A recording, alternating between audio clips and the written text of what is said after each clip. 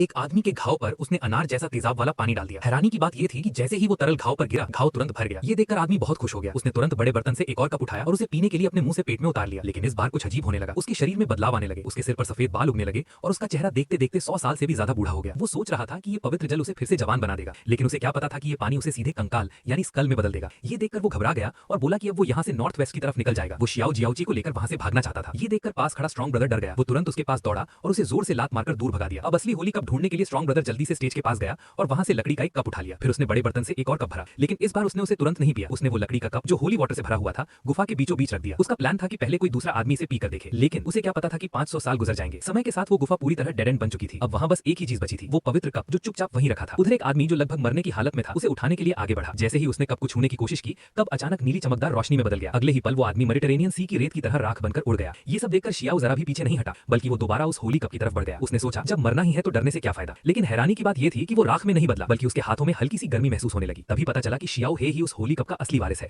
ये समझते ही उसने देर नहीं की और तुरंत होली वाटर पी लिया। लेकिन असली चमत्कार तब हुआ जब शियाओ हे पास पड़े पत्थर पर बैठा। जहां जहां उसकी हथेली पत्थर को छू रही थी, वहां अचानक हरी हरी शाखाएं उगने लगी। हजारों साल से सूखी पड़ी वो जगह अचानक हरी भरी ओएसिस में बदलने लगी। अब शियाओ हे को समझ आ गया कि उसके अंदर सुपर पावर्स आ चुकी हैं।